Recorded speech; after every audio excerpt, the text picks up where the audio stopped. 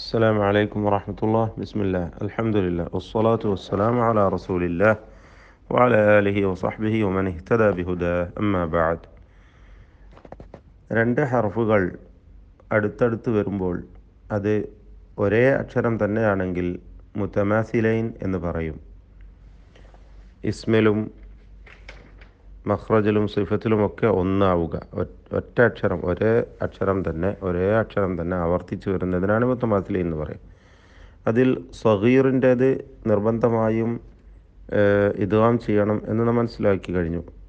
കഴിഞ്ഞ പാഠത്തിൽ മനസ്സിലാക്കി കഴിഞ്ഞതാണ്.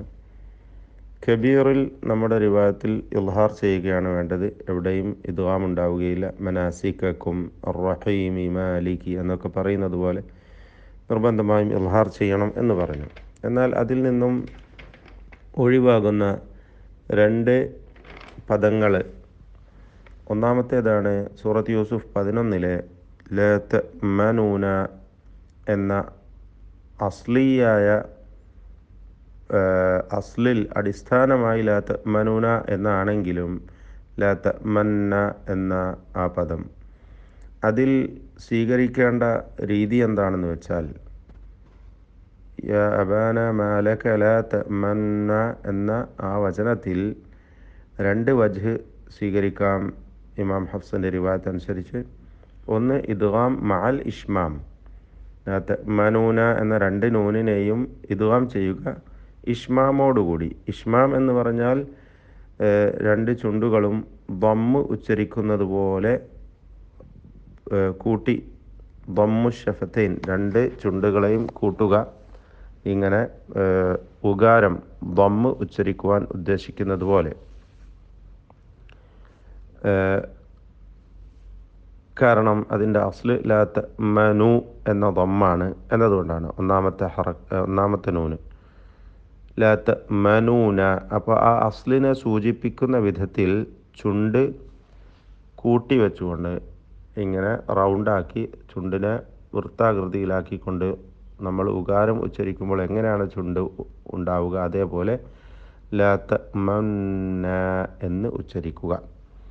ഇത് ശ്രോതാവിന് വ്യക്തമായി മനസ്സിലാവുകയില്ല, എന്നാലും പാരായണക്കാരൻ ശ്രദ്ധിച്ചിരിക്കേണ്ട ഒരു കാര്യമാണ്. അതാണ് ഇഷ്മാം എന്നതുകൊണ്ട് ഉദ്ദേശിക്കുന്നത്. ദമ്മിന് വേണ്ടി ചുണ്ട് എങ്ങനെ ആക്കുമോ അതുപോലെ ആക്കിയിട്ട് ശദ്ദുള്ള നൂനിനെ മണിച്ചുകൊണ്ട് ഉച്ചരിക്കുക. അതാണ് ഇഷ്മാം. രണ്ടാമത്തേത് റൗം എന്ന രീതിയാണ്. റൗം എന്ന് പറഞ്ഞാൽ ആദ്യത്തെ ഹറക്കത്തിൻ്റെ അല്പഭാഗം ഉച്ചരിച്ചുകൊണ്ട് വ്യക്തമാക്കാത്ത വിധത്തിൽ രണ്ട് നൂനാക്കിക്കൊണ്ട് ഉച്ചരിക്കുക എന്നതാണ്. ലാ തഅ്മനുന എന്ന് അല്പം ദമ്മിൻ്റെ ഭാഗം ഉച്ചരിക്കുക, ഉകാരം അല്പം ഉച്ചരിച്ചുകൊണ്ട് രണ്ട് നൂനിനെയും വ്യക്തമാവാത്ത വിധത്തിൽ ഉച്ചരിക്കുക. ലാ തഅ്മനുന, ഇതാകുന്നു റൗം എന്നതുകൊണ്ട് ഉദ്ദേശിക്കുന്നത്. ഇതാണ് സൂറത്ത് യൂസുഫ് 11 വചനത്തിൽ സ്വീകരിക്കേണ്ട രണ്ട് വജ്ഹുകൾ, രണ്ട് രീതികൾ.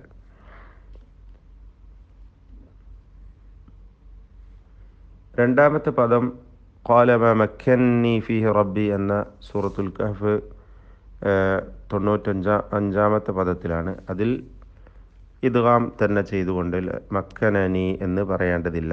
അതിൻ്റെ അസ്ല്, അടിസ്ഥാനം മക്കനനി എന്നായിരുന്നു. പക്ഷേ അവിടെ ഇദ്ഗാം കബീർ നൽകിക്കൊണ്ട് മക്കന്നി എന്ന് ഓതേണ്ടതാണ്. അതുപോലെ വേറെയും പദങ്ങൾ തുഹാജൂനി, തഅ്മുറൂനി പോലെയുള്ളത് വന്നിട്ടുണ്ട്. അവിടെയൊക്കെയും ഇദ്ഗാം കബീർ, ഇദ്ഗാം മുതമാസിലൈനി കബീർ നൽകിക്കൊണ്ട് പാരായണം ചെയ്യേണ്ടതാകുന്നു. അസ്സലാമു അലൈക്കും വറഹ്മത്തുള്ളാഹി.